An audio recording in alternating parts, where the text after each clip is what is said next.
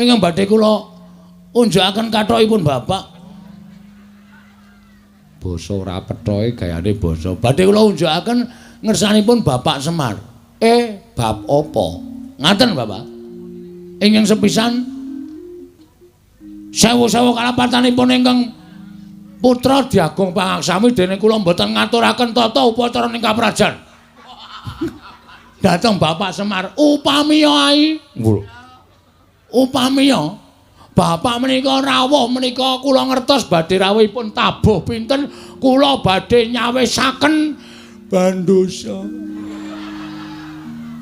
Kurang ajar tenan. Kereta kencana. Apa duwe? Kere kok kereta kencana. Ayo saura-urane titian apa Bapak tok pethuk nganggo apa to apa. Badhe kula pethuk mawi titian kula, Pak. Saha nyawisaken Herminakata, Hermawar. Hermawar. Herminakata ing gone Ndara Dursasana. Hermawar kinarya amijiki ampeyanipun Bapak Semar saha amijiki ampeyanipun Kamas Gareng kalian Kamas Petruk. Wis rasah werna-werna. Sing jeneng wong tuwa karo anak ketemu slamet ki wis ayem atine. Lho. Lha pinanggih slamet teng pundi, Pak? Sing jeneng wong tuwa karo anak ketemu saras ki wis apik. Berarti nek niki slamet ana hubungan karo saras. Wah, wis goblok banget. Saras ki waras. Oh ngono panti pijet. Utuh. Terus slamet ki wilujeng. Ngono lho. Nek kira-kira ora iso basa rasa basa gong malah bingung Bapak anggo. Pripun Pak ya tata kramane. Ya wis ora sandadak werna-werna sing baku Bapak wis tekan kene iki aku wis seneng. Mengkaten Pak. Lah saiki aku tak takon. Monggo. Kowe iki jane arep ngopo kok dadak nekake Bapak? Wah mboten mungkin, Pak. Mboten mungkin kula teger nekak Bapak. Ngrawuhke Bapak ana ing kene iki karepmu piye? Ngene, Pak. Selasa basa wae, Gong. Oh ya basa. Mekaten, Pak. Niki kan ora kaya wong muni basa kok niki kan. Menika kan, menika ora sanggokan. Engko ngelak ora. Menika apa ping pindho? Sagedagan menika ya apik. Titi wanci menika, Pak. Menapa to sebabipun dene kula ngawontenaken pepanggihan keluarga. Keluarga ageng Bapak Semar Badranaya. Kula caosi prisa, Pak, niki kan pun meh habis masa bakti kula.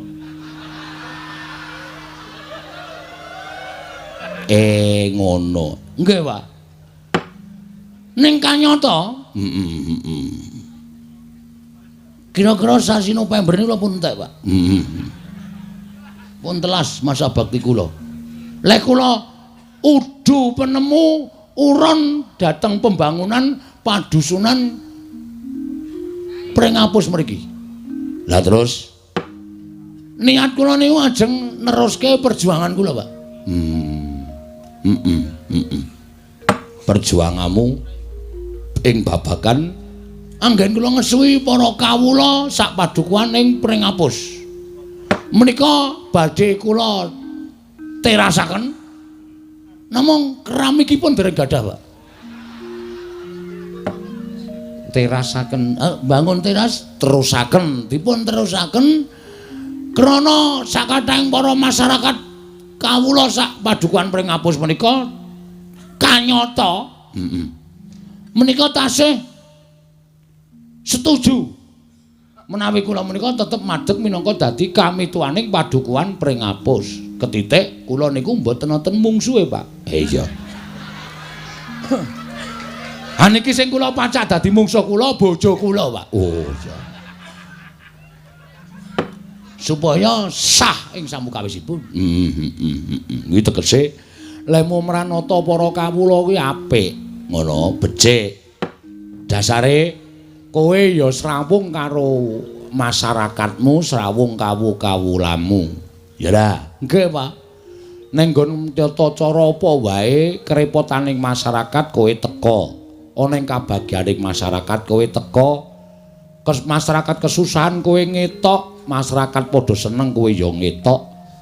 Kuwi jenenge kowe srawung apik. Mula ora ana liyane kejaba kowe kudu neruske perjuanganmu melawan Belanda. Ora. Perjuanganmu nggonmu nata marang padusunan iki. Mekaten, Pak.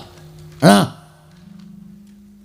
intinipun kula ajeng nyuwun pangestu kalian Bapak Semar. Tak pangestoni. Kalian nyuwun Prabeya. Lho. Sing arep maju jago kowe kok kowe njaluk Prabeya aku. Ngengeti bilih kula menika mboten nggadahi celengan, Pak. Iya. Ngengeti bilih kula menika ugi nuwun sewu tiyang mboten gadah ning dipercaya dening para masyarakat. Nggih, kados pindu pundi malih kula tetep kudu maju minangka dadi pengayomaning masyarakat nerusaken dhateng pembangunan pedukuhan pring ngapus. Niki ngaten niku, Pak. Lah, mula kula nyuwun dukunganipun, Bapak. Iya. Bapak kula pacak minangka dadi tim sukses kula. Iya. Sampeyan Bapak kula jaluk supaya ampun tilem wit dina niki. Wong tuwa melek teka saka iki tekan sok November ora mudar ya ning ya. Ayo aneh-aneh ora. Sambi nemplekke gambar-gambar, Pak. Oh. Lambangmu apa, Le? Yamaha 75. Lho. Sik. Sing jeneng pilihan kuwi mesti lambange bangsa jagung utawa bangsa pari kuwi mangku lambang dewi-dewi. Nek pari iki kesejahteraan pangan lan sak piturute ngono kuwi ora kok Yamaha 75. Ha iki pemikirane wong ora cerdas kaya ngene iki. Oh, mergo apa kok gambari montor. Kita harus bergerak cepat. Ngono, membangun desa kudu bergerak cepat. Cek dengan pemikiran yang lugas. Apa sebabnya aku nggak kabar motor selah sepisan langsung muni Yamaha 75 kebule tekan ngendi-endi. Tegese kuwi nggonku srawung karo masyarakat iso tekan ndi-endi. 75 wis dadi tembung terus tanggap ing samu barang lir. Usaha. Wong ki nek urip tanpa direwangi usaha ora bakal iso kelakon penjangkane. Jiwa besar. Usaha meneh, usaha wis ping pindho. Hasilnya akan kelihatan. Langkah pertama kita memajukan masyarakat. Inilah pemimpin yang luar biasa.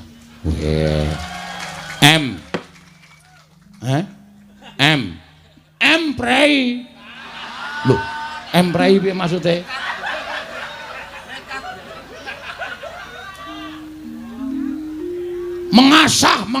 Mengasuh. Iya. Ayo kita bangun desa kita. Wah, edan. Kowe ngapa ya, Mir? Tangane kaya ngepleki dara ngene. Ngepleki dara ora. Bapak ki seneng karo semboyanmu ki seneng. Ngono, dadi iki ora bain-bain, Pak. Mula aku ndek niat bangun desa. Nek ya kuwi apa sing tak lakoni bangun desa kuwi bukan hal lahiriah. Yang artinya kuwi lagune Roma Irama. Wah, Nding. Sing tegese, kuwi ora sing tak bangun ki bangsa papan sing magrong-magrong. Terus bangun intimidasi. Lho. Intimidasi ki piye maksude kok? Pengairan lho, irigasi. Intimidasi ki pendekatan. Nding. Irigasi. Ora bangun perkara kuwi. Ning sing tak bangun kuwi lah batiniah, Pak. Batiniah. Bapak paham ora kata-kataku? Paham. Mergo Bapak nun sewu SDM-e rendah. Iya. Dadi aku nek dadi pengareping dusun ki SDM tinggi ki nek omongan SDM rendah ki ora nyambung. Nyambung aku ngerti. karepmu mbangun batine para kawula. Mbangun batine para kawula merga pembangunan lahir itu bisa terwujud karena batin sing wis padha manunggal nyawiji dadi siji. Ngono lho. Rukun, tentrem, gotong royong, manunggal, nek susah ayo do gruduk marani kabeh, nek bunga ya ora dhewe gruduk marani kabeh, kuwi mujudake ati sing manunggal. Nek atine manunggal, wong sak padusunan ki sayek, sayeka apa to? Praja, sayek sayeka praya manunggalake batin, pembangunan lahir bisa terwujud. Bener, Gong. Wah, seneng aku jan. Teka aku mrene iki tak kira nek ana rembug apa biasane kuwi nek ngundang Kakang niki mengan ngilih dhuwit. Akhire mengko nang kono, Tru. Oh. Iki lagi omong-omongan kok cilaka iki. Aku wis omong sih. Ngono lho. Ya, apik. Terus piye, Gong? Ayo kuwi mau. Mula iki aku arep bangun batine kawula sak padusunan. Carane kabeh kudu tak klumpukake. Setiap saat tak tekankan. Bahwa ya nek kita itu satu negara. Ya. Sak negara. Awak dhewe kudu urip mansinamatan. Awak entuke apa ta wong congkrah? Ha ta, Pak? Dusunku ki upama ana congkrah, wis kecekel wonge, Pak. Weh, sapa sing marai sebabe? Aku. Lho. Kok malah kowe dhewe iki? Ning saiki wis tak suda. Iya. Tak suda aja nganti aku gawe congkrah. Mergo aku dadi pimpinan. Heeh. Supaya kabeh ki iso manunggal tetunggalan sayuk rukun rukancane. Ya Mas wijarane. Tekan nyinden barang malah. Ngono lho, Pak. Iya. Apik to, Le. Lah terus saiki bapak tok jak rene iki jane arep ngopo? Nyuwun donga, Pak. Oh iya. Sing jeneng anak nek duwe karepan tanpa dongane wong tuwa, mbok nganti sirah dienggo sikil nek nganti kelakon. Mergo wong tuwa iki tumrap aku Gusti Allah katon. Bener. Bapak iki tangan tengene sing gawe urip. Nek bapak ora paring pangestu, arep aku menggebu-gebu, tidak akan berlaku. Weh. Iso kabeh ta, Tru? Heeh, pinter. Ngono lho. Dadi aku bapak rawone tak suwuni pangestu. Angka 2. Kakang-kakangku ya tak jaluki pangestu. Mergo kakang-kakangku kuwi tumrap aku iblis katon. Setan tenan. Bapak iki di pihak yang baik. Nyuwun 3 Mas kagem bapak kula. Ora urung dijalukke panitia. Sing gedhe pangapuramu Pak, gulaku entek. Weh. Ya wis ora apa-apa ora. Tak suwun ke panitia ya, Pak. Engko diwakilke dalange sik mangan. Wah iya wis ora apa.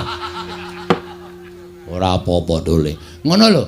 Nyuwun pangestu lan aku nyuwun karo bapak supaya sak suwene iki bapak nunggoni karo aku. Mergo kekuatan sing paling luar biasa tumraping Bagong ki mung Bapak Semar.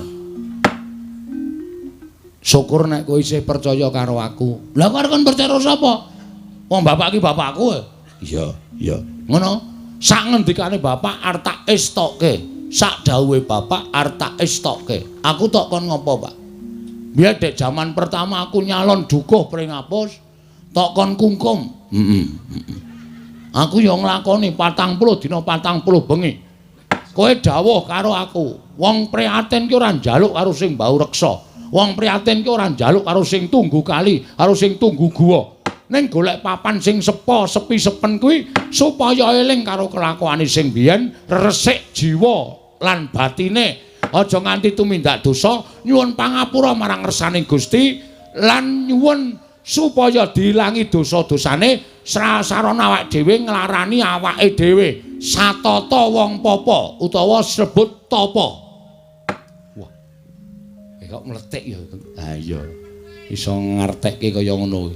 Wong ki anggere cegah dahar, cegah guling, ora maem ora turu. Kowe ora kok piye-piye ning ngrasake wong sing sengsara uripe, kadang kala mangan wae ngrekoso, turu wae ra iso. Lah awake dhewe kudu iso nirokke lelakone wong sing sengsara kaya ngono kuwi disebut tapa.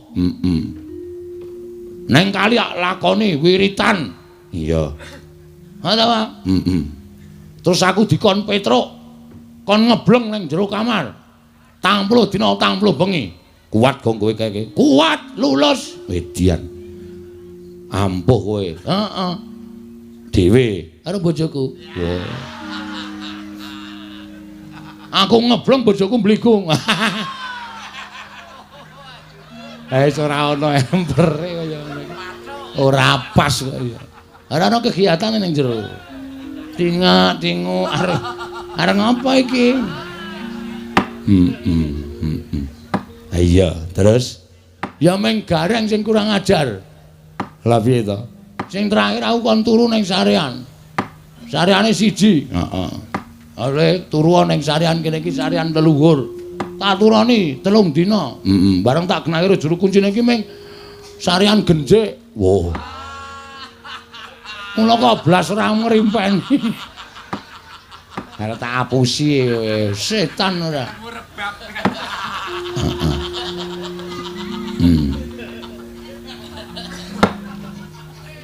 Ning aku nganu, Pak. Piye? Aku jane ya arep matur karo bapak. Arep matur apa? Sasuwene aku ki entuk mandat saka rakyat. Nek pancen aku ki arep kepilih meneh mergo aku ora ndek mungsuh. Iya. Iki ana sasmitaning dewa, Pak. Sasmita dewa sing tok tampa, metu marganing pasumpenan. Siji, aku iso kelakon yen aku kudu disarati dusunku iki kudu dipendhemi utawa ditumbali pelem pertangga jiwa. Kuwi jane nanti to Pak golek. Karo Jambu Dipa Nirmala. Sing angka 2 ana dewa sing menehi sasmita. Bagong nek kowe kepilih meneh, sok nek syukuran kudu wayangan meneh. Ki masyarakate do guyu to? Setuju to?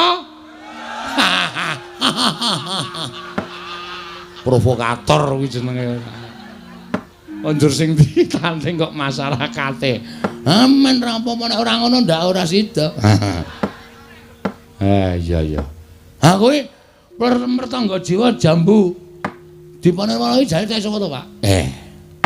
Ya ora bab sing gampang. Ning kuwi bab sing angel, sebab kuwi ora ana tukule ning jagat. Lho. Tukule nanti, Pak? Malam pertangga, rasa nganggo, ta?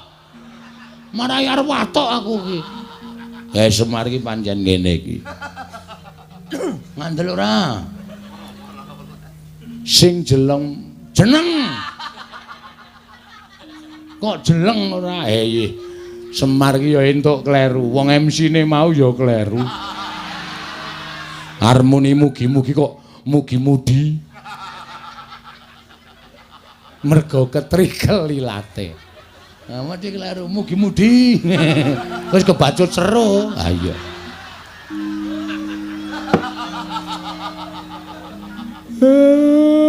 Kowe omongi ya, pelem pertangga jiwa Jambu Dipa Nirmala kuwi tukule ora ning jagat. Nang pundi, Pak? Kuwi ning Kayangan. Wah, lah mula tak golek ning pasar buah kok ora ana.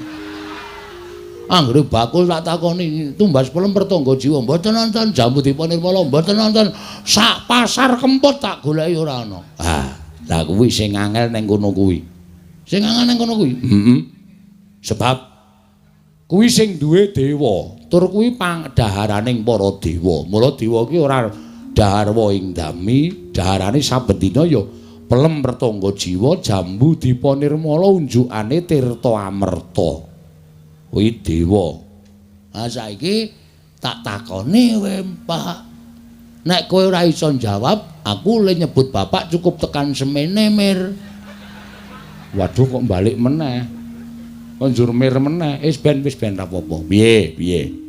Aku tak takon, kondang wong dusun pring apus kene do ngandhake.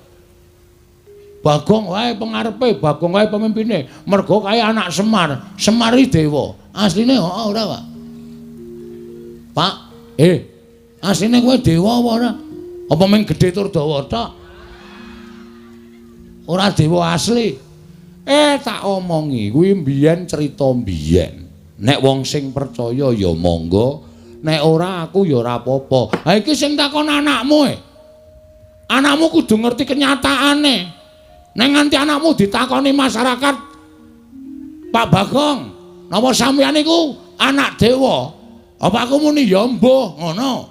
Engko dikira aku ki wong ora tanggung jawab. Ora iso mene wangsulan sing iso gawe marem para kawulaku. Nek hoo ya apa? Nek ora ya ora. Kuwi mbiyen. Mbiyen kapan? Terus saiki kowe isih dewa apa udu? Biyen nala gareng pun sampean mang jujur mawon, Pak. Mungkin ndak malah Bagong muring-muring pun. Sampean ngerti watake Bagong dingendikake mawon. Nek blegere pancen Semar ning sing lenggah eneng kene wedan. Oh berarti sok nguntal kursi ya, Pak. Kok eneng sing lenggah nang kene iki? Kusike to cah bagus. Sing lenggah ning singasana adi kuwi Sang Hyang Ismaya. Ismaya iki apa? Ismaya kuwi kakangne Bathara Guru. Berarti bener.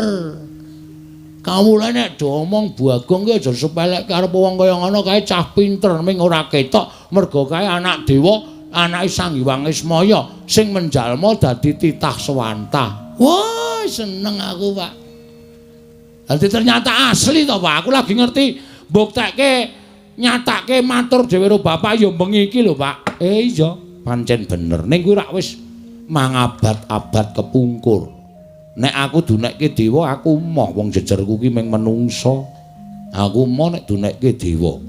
Ning sampean asline tetep dewa. Ya dewa ning dewa sing kon mudhun ana ing jagat dadi titah swantah. Kok iso? Nek kowe upama urip ning kayangan rak aku barang ki melu sugih to, Pak. Ora kere kaya ngene. Siji pesti loro jodoh telu tibaning wahyu kuwi sing ngatur sing kuwasa. Pestine Semar kudu urip ning donya. Nek jane aku ya ora karep ning gandeng wis dipesthekke ya wis kepiye meneh. Sebabe apa to, Pak? Nek tak critake engko ndak dawa. Ora apa-apa. Santai wae to. Biyen aku kuwi kakangne Bathara Guru, bapak kuwi Sang Hyang Tunggal. Ora ndek dulur, ora. Sang Hyang Tunggal ki nalika semana garwane nglairake wujude endhog. Waduh. Endhog? Banyak apa bebek? Wis wujud endhog ngono wae. Lah, endhog mau lahir dadi bocah telu. Kulite dadi Tejamaya, putihane dadi Ismaya, kuningane dadi Manikmaya. Wong telu kuwi sing paling ora rukun dhewe ming si Manikmaya. Sing ragil senengane meri karo kakang-kakangne Ismaya karo Tejamaya. Nganti sawijining dina aku kuwi lagi regejegan karo Kakang Tejamaya. Istilahe gelut. Masalahe rasa takon perkarane. Kalodhangan kuwi digunakake karo si Manikmaya nggo wadul karo bapakne Sang Hyang Tunggal, Rama. Kakang Ismaya, Kakang Tejamaya sami Pancabakah, sami peperangan. Amargi sami rebat kepingin dados dewaning para dewa. Ning jane ora, ning merga Manikmaya kuwi sing jane kepingin dadi dewa. Terus aku didakwa kaya ngono karo si Manikmaya. Rama pukulun duka. Wedane. Apa ya ceritane? Terus Rama pukulun duka didangu Tejamaya, Ismaya kok ngono pakartimu kok kepingin nyahak wenanging wong tuwa. Tejamaya nek kowe iso nguntal gunung pagering jagat sisih kulon tak dadekke dewa. Ismaya nek kowe iso nguntal pagering gunung jagat sisih wetan kowe tak dadekke dewa. Pak Demu Tejamaya cangkeme nganti dijembar-jembarke nganti suwek. Mula cangkeme Togog kakangku kae kepleh-kepleh. Dadi rusak awake. Aku nganggo igo. Gunung mau tak serot. Sawetara saperangan mlebu ning wetengku, mula wetengku jembling kaya ngene iki. Isine gunung. Separuhe ora ana, gragas. Aku ngonceki critamu mau ana bab sing apik sing tak cekeli, Pak. Piye? Sing jeneng wong di gegayuhan, kuwi nek ora ngukur karo kekuatane, kuwi mesti ngrusak karo ragane, ngrusak karo batine dhewe. Ya kuwi bapak kuwi. Iya, mula aku keluputan. Terus didukke neng jagat kene. Lah saiki ngene, Pak. Piye? Aku nek njaluk tulung piye, Pak? Njaluk tulung apa? Gandeng bapak ki wis tepung karo wong kayangan. Bapak ki wis apal karo panitia kayangan. Terus bapakmu nggawa neng kayangan nyuwuna pelemper tangga jiwa Jambu Dipa Nirmala. Lah. Iki piye iki? Gelem ora? Kowe nyetujoni aku dadi pimpinan meneh ora? Nek sampean ora gelem, berarti sampean arep menjatuhkan aku di depan masyarakatku. Itu menghina. Manghina. Tegese aku wis tok elek-elek. Nek bapak iso gayuh, berarti bapak kuwi pancen lahir batin nggone mbantu karo anakmu Bagong. Ngono wae. Lho gareng piye iki? Ah monggo kersane bapak pripun? Petruk piye? Kula ya ora ngerti. Pun rasa taren-taren. Gek cekat-cekat menyang iki ana uang transport 20.000. 20.000 tekan ngendi gong, tekan kayangan kok 20.000. Pripun, Pak? Nek upama aku rasa munggah ning kayangan piye? Lah terus adikku guru tak undange mrene. Weh lah iki ngetoke keterampilan kesektene bapak. Coba guru kon mrene ning aja sak murite lho nang ngebabaki. Gurune tok wae. Iya. Gurune tok. Engko ndak ngebabaki aku malah kewan le nyuguh aku. Iya. Tak matek aji ya Bagong matek aji pameling. Bathara Guru men tekan ana ing kene. Kowe matura dhewe sak karepmu. Entuk karo orane ya sak karepmu, aku ming sak derma nglantarake. Nggih, Pak, ngestoke dawuh.